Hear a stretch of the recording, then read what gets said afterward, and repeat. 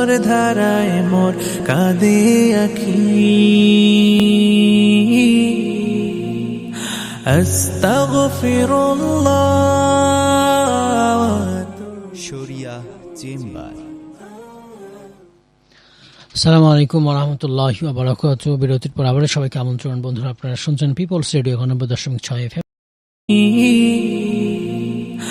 আস্তাগফিরুল্লাহ। শরিয়া চেম্বার। আসসালামু আলাইকুম ওয়া রাহমাতুল্লাহি ওয়া বারাকাতুহু। বিরতির পর আবার সবাইকে আমন্ত্রণ। বন্ধুরা, আপনারা শুনছেন পিপলস রেডিও 90.6 FM। কোনো সুযোগ নেই এটা নিয়ে। অনুষ্ঠান চলাকালীন এই বিষয় অথবা ইসলাম অন্য কোনো বিষয়ে প্রশ্ন করতে পারেন। PR স্পেস দ্য নাম space the location space the question এগুলো পাঠিয়ে দেবেন 269610 নাম্বার 269610 নাম্বার। সরাসরি ফোনও করবেন 09644500500 নাম্বার 09644500500 নাম্বার। ফেসবুক কমেন্ট করতে পারেন facebook.com/peoplesradio.fm। অনলাইনে শুনতে পারেন peoplesradiolimited.com। এখানে গুগল প্লে স্টোর থেকেও পিপলস রেডিও অ্যাপ ডাউনলোড করে শুনতে পারেন। আমরা যেটা আলোচনা করছিলাম, এখন যেখান থেকে শুরু করব, সন্ত্রাসবাদের ভিত্তি প্রতিস্থাপনকারী সমাজ ধ্বংসের মূল কারিগর। যারা সাংগঠনিকভাবে সন্ত্রাসের পথ বেছে নিচ্ছে, এর পরিণাম শুভ নয়। এসব সন্ত্রাসবাদীর পথ মারাতেও নিষেধ করা হয়েছে। তাদের কথা মানলে, সন্ত্রাসীদের ভয় করলে, তাদের অনুসরণ করলে সমাজে চরম বিপর্যয়, অবক্ষয় শুরু হয়ে যাবে, যার থামানো যাবে না।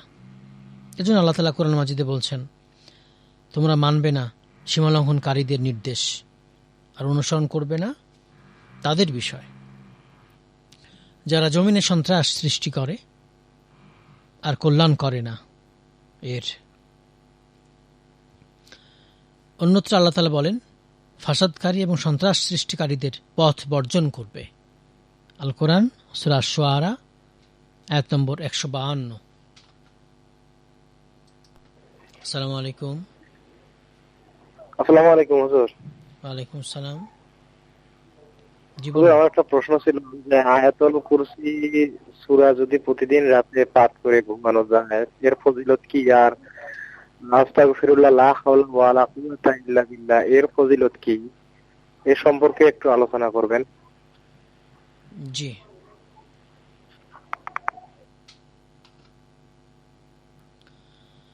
তাহলে আমরা একটু আলোচনা করে নিই, তারপর ইনশাআল্লাহ প্রশ্নগুলো জবাব দেব। আসসালামু আলাইকুম। ওয়ালাইকুম আসসালাম রাহমাতুল্লাহ। হুজুর, আমার একটা প্রশ্ন ছিল যে আমি বেশিরভাগ তাসবিহ দিয়ে জিকির করি। এখন তাসবিহ দিয়ে জিকির করলে কি সওয়াব কম হবে? আর তাসবিহ দিয়ে কি জিকির করা যাবে? জি, আমরা ইসলামী সন্ত্রাসী স্থানে সেটা নিয়ে কথা বলছিলাম। যে ধর্মীয় গোষ্ঠী সন্ত্রাস করে সেখান থেকে বেঁচে থাকতে হবে, যে হোক না কেন। আমরা আমাদের দেশে এমনটা দেখছি, একটা ধর্মের সন্ত্রাসী গোষ্ঠী এ ধরনের সন্ত্রাসী কার্যক্রম চালিয়ে থাকে, তারপরে ফেসবুকে বা বিভিন্ন জায়গায় হুমকি দেয়, তাদের বিরুদ্ধে কেউ কথা বললে। এই বিষয়গুলো সরকারকে খেয়াল করা উচিত। সে যেই ধর্মেরই হোক না কেন, সন্ত্রাসী তো সন্ত্রাসী, তার বিচার সন্ত্রাসী হিসেবে হবে, হুমকি দেওয়া হিসাবে হবে। মুসলিম মেয়েদেরকে ব্যভিচারে বাধ্য করলে সেজন্য হবে, কাউকে হুমকি দিলে হবে, কাউকে জাদু করলে হবে, সবগুলো বিচার করতে হবে। এগুলো খেয়াল করা দরকার। পৃথিবী জুড়ে নির্মম কিছু ঘটনা যে কাউকে ভাবিয়ে তোলে। যুদ্ধেরও কোনো নিয়ম নেই, শিশু হত্যা, নারী হত্যা, বৃদ্ধা হত্যা, কোনো নিয়মই নেই। বিশ্বজুড়ে যেসব যুদ্ধ করছে তারা কোনো নিয়ম নীতি মানছে না। আসল কথা হচ্ছে সন্ত্রাসের কোনো ধর্ম নেই, যেটা বলছিলাম, একটাই ধর্ম, তারা সন্ত্রাসী। রাসূলুল্লাহ সাল্লাল্লাহু আলাইহি ওয়াসাল্লাম সামান্য বৃক্ষ উৎপাটন করতে নিষেধ করেছেন। যুদ্ধক্ষেত্রেও বাড়াবাড়ি কোনো সুযোগ রাখেন নাই। রাসূলুল্লাহ সাল্লাল্লাহু আলাইহি ওয়াসাল্লাম সেনাদল প্রেরণকারী বলতেন, যখন সেনাদল প্রেরণ করতেন তখন বলতেন, তোমরা আল্লাহ এবং আল্লাহর নামে আল্লাহর পথে যাত্রা করো। তোমরা আল্লাহর প্রতি কুফরকারীদের বিরুদ্ধে লড়াই করবে, আমি তোমাদের কয়েকটি উপদেশ দিয়ে প্রেরণ করছি। যুদ্ধক্ষেত্রে তোমরা বাড়াবাড়ি করবে না, ভীরুতা দেখাবে না, শত্রুপক্ষের কারো চেহারার বিকৃতি ঘটাবে না, কোনো শিশুকে হত্যা করবে না, কোনো গির্জা জ্বালিয়ে দিবে না এবং কোনো বৃক্ষ উৎপাটন করবে না। মুসান্নাফ আব্দুর রাজ্জাক ৯৪৩। ইসলাম কত সুন্দর, ইসলাম কত সুন্দর এই নীতিমালাগুলো দিয়েছে হাদিসের মধ্যে। হাদিসের ভাষ্য মানুষ যদি মানতে পারে, জীবনের সঙ্গে জুড়ে দিতে পারে, সমাজ তখন আলোকিত হবে, এতে কোনো সন্দেহ নেই। নৈতিকভাবে উঠতে না সমাজ রাঙাতে না পারলে সন্ত্রাস বন্ধ করা কঠিন। এজন্যই কোরআনে সহজ সরল পথের কথা বলা হয়েছে। আল্লাহ তাআলা মানব জাতিকে দোয়া শিখিয়ে দিয়েছেন, ইহদিনাস সিরাতাল মুস্তাকিম, আমাদেরকে সরল পথ দেখান। সিরাতে মুস্তাকিম যেটা সহজ পথ, সরল পথ দেখান। সূরা ফাতিহা আয়াত নম্বর ৫। কাদের পথ অনুসরণ করতে হবে? সিরাতাল লাযিনা আনআমতা আলাইহিম, সেটাও আল্লাহ তাআলা বলে দিয়েছেন। তাদের পথ যাদের আপনি নিয়ামত দান করেছেন, অনুগ্রহ করেছেন,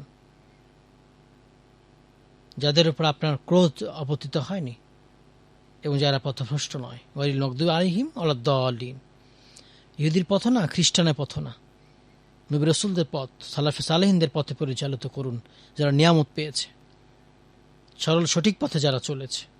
আল কোরআন সূরা আল ফাতিহা আয়াত নম্বর ৬-৭। আমরা কিছু প্রশ্নের জবাব দিই, তারপর ইনশাআল্লাহ আবারও আলোচনা করব। আয়াতুল কুরসির অনেক ফজিলত। আপনি যদি ঘুমানোর সময় পড়েন তাহলে একজন ফেরেশতা আপনার নিরাপত্তা নিয়োজিত থাকবে। একজন ফেরেশতা আপনার নিরাপত্তা আল্লাহ তাআলা নিয়োজিত করবেন, মালাইকা। এটা যদি প্রত্যেক ফরজ সালাতের পরে পড়েন তাহলে হবে আপনার মৃত্যুর মধ্যে পার্থক্য হচ্ছে এই খালি, আপনার জান্নাতের মধ্যে পার্থক্য হচ্ছে মৃত্যু। মানে আপনি মৃত্যুবরণ করলে জান্নাত পেয়ে যাবেন। এটা প্রত্যেক ফরজ সালাতের পর সূরা আয়াতুল কুরসি পড়ার ফজিলত। রাতে এটা হচ্ছে কি, আপনার নিরাপত্তার জন্য এটা আল্লাহ তাআলা ফেরেশতার করবেন, নিয়োজিত করবেন। লা হাওলা ওয়ালা কুওয়াতা ইল্লা বিল্লাহ, এটা জান্নাতের খনিজ ভান্ডার, জান্নাতের ভান্ডার। এটা লা হাওলা ওয়ালা কুওয়াতা ইল্লা বিল্লাহ, এটা জান্নাতের ভান্ডার। আস্তাগফিরুল্লাহ, আপনি আল্লাহর কাছে ক্ষমা চাচ্ছেন, আমি আল্লাহর কাছে ক্ষমা চাচ্ছি, অর্থ হচ্ছে এটা ক্ষমার জন্য পড়া। ইস্তেগফার চাচ্ছেন, আপনি আল্লাহর কাছে করছেন, আল্লাহ আপনার ক্ষমা করবেন, এই বিশ্বাস নিয়ে এটা পড়া। আস্তাগফিরুল্লাহ ওয়া আতুবু ইলাইহি, ইস্তেগফার এবং তাওবা, এটার ফজিলত, ক্ষমা পাওয়া। হাতের আঙ্গুল দিয়ে তাসবিহ গণনা করবেন, এটা সুন্নাহ। তাসবির দানা যেটা এলো বিদাত, আলেমগণ বলেছেন। এজন্য এই হাতের করগুলো সাক্ষ্য দেবে কিয়ামতের দিন, হাদিসে আসছে। তা আপনি কেন ওইটাতে যাবেন যেখানে হাদিসে ফজিলতের কথা বলা হচ্ছে? হাদিসে বলা হচ্ছে হাতের আঙ্গুল করগুলো দিয়ে, তা আপনি কেন বানানো পদ্ধতিতে যাবেন? ওটাতে করবেন, হাতেই করবেন, এটা সাক্ষ্য দেবে আপনার। আর কি নিরুপায় হলে, গুনতে না পারলে সেটা ভিন্ন জিনিস। ইচ্ছা করে কখনো তাসবিহ দানায় যাবেন না, সুন্নাহ মেনে চলবেন। আমরা যেটা বলছিলাম, মসৃণ পথই হচ্ছে আলোকিত মানুষের পথ। মানুষ প্রশান্তির জায়গাটুকু সম্বল করে বাঁচতে চায়। বিশ্বজুড়ে সন্ত্রাসবাদের যে হোলি খেলা, তা আমাদের মানবতা বোধকে নিষ্ক্রিয় করে দিচ্ছে, জীবন বোধকে পরাস্ত করছে। ফিলিস্তিন দেখেন না, কোনো বিবেক আছে পৃথিবীর? ফিলিস্তিনকে, গাজাকে শেষ করে ফেলেছে। আসলে ভাষাই তো নাই এই সব কথা বলার। ঠিক উল্টোটা যদি হতো, মুসলমানরা কাজ করতো, অন্য কাউকে, ইহুদি খ্রিস্টানকে, তাহলে কি অবস্থা হতো? সব কাফির গোষ্ঠী একসাথে হয়ে মুসলমানদের ধ্বংস করার জন্য লেগে যেত।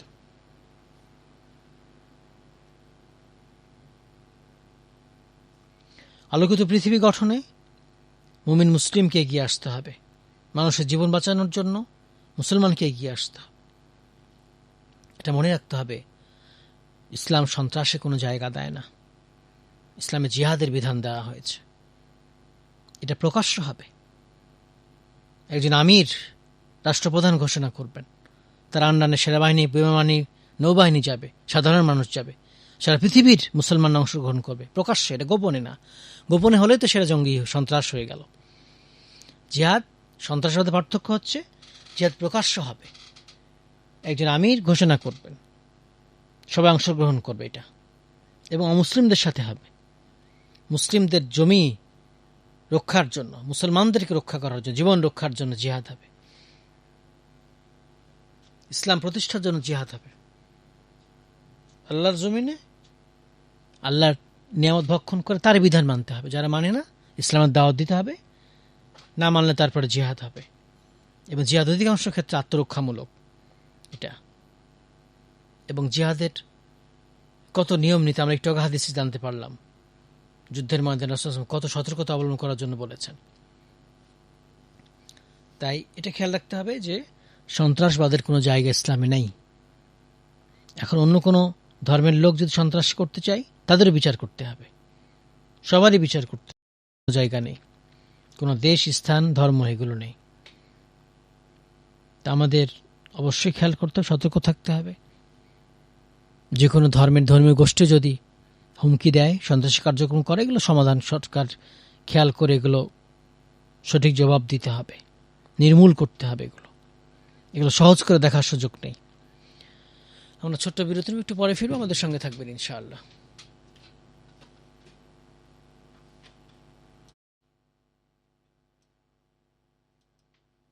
শরিয়া চেম্বার। আপনারা শুনছেন পিপলস রেডিও